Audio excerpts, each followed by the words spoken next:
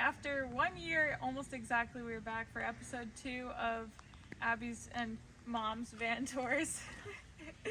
My mom is filming again. So this is my 2013 Econoline, or Ford e-250. This is the van I bought after my Transit Connect to live in full time, and I lived in this van for about 4 months while I was attending university. And yeah, basically I'm selling it now because I have an apartment and I don't need a huge van anymore. But this is the cab. I call it the whale because it's a giant kind of just blob of a thing. So this is the inside. We have some rough carpentry going on here.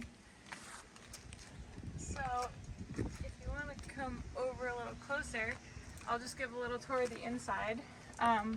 It's very functional, and it's not the most beautiful or finely done van tour that you'll see, but it works really well, and I didn't have any issues living in it for 4 months. So it's functionality. So we've got some nice curtains that my Nana and I made, and just a mess behind here, as you can see.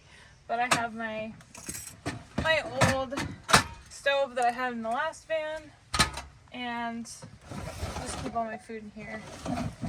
I wanted to leave this space open underneath so that I could put different bins and kind of organize it however I wanted. And then I also decided to leave the this bowl as the sink. It's just the salad bowl, and I can take it in and out whenever. It's just kind of an emergency sink in case I needed to wash dishes or like brush my teeth and I didn't want to like go outside, and it's kind of gross, but then I would just kind of clean it out. And also I didn't want plumbing because I was living in this van in December in Maine, so there's a lot of freezing going on, and so I didn't want to have to deal with freezing pipes. But you could easily install like a kind of gray water, fresh water, and pump situation down here if you wanted to. So I wanted to leave that option open. If you look over here, this is the cooler. It's an electric cooler with a lot of space, and these vans don't come with a center console, so it actually works perfectly as a center console. And then, as you can see, I just got a little funhouse mirror, because as you warp the mirrors, they get all crazy, and so I just screwed it into the wall. It works well for, getting ready in the morning. I just keep paper towels and cutting board or fruit or whatever up there. Oh, and electric LED puck lights. Just more storage space under here. As you can see, it's just kind of all open, and I should have put some kind of bungee across, but stuff managed not to fall out, so that's good. And I'll show the diesel heater next, because this is the best part of the van. So this is what allowed me to live in this van. It's a Chinese diesel heater. It's off of Amazon. It's about $150. And it wasn't too bad to install. I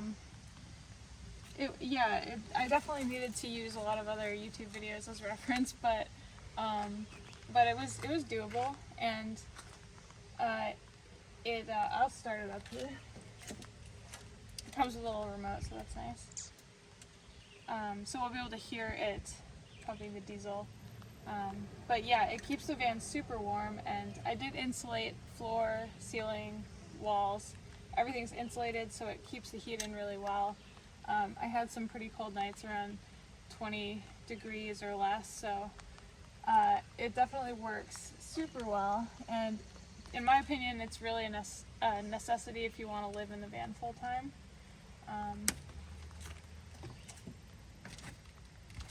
And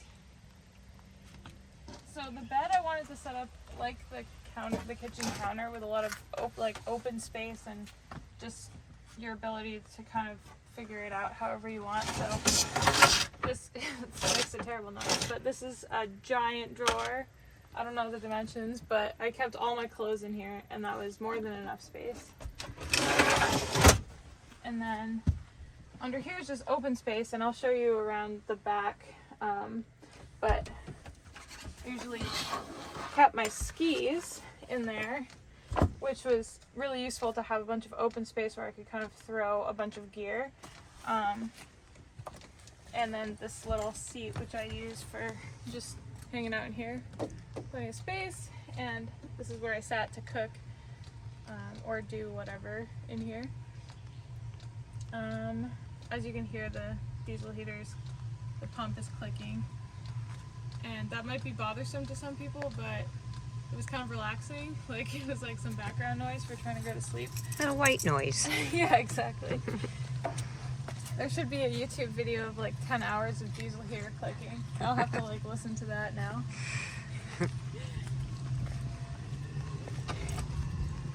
And then this is the back. And I like the amount of windows I have here. Like, I didn't want one with fully open windows just because it's a pain to like cover them up every night, and it also doesn't help with insulation, like having all that space that's not insulated. But I still wanted to see out a little bit, so this level of windows is nice. The curtains were a huge addition, make a big difference in terms of the vibe.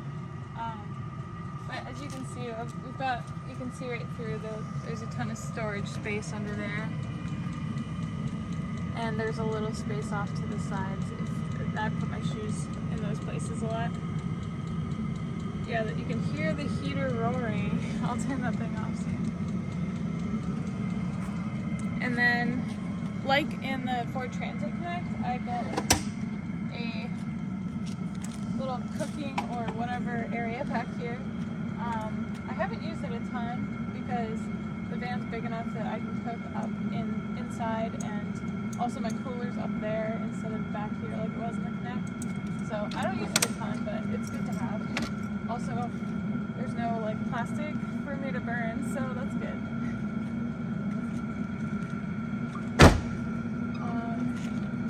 There's a few specs on the van. So when I got it, it's a 2013.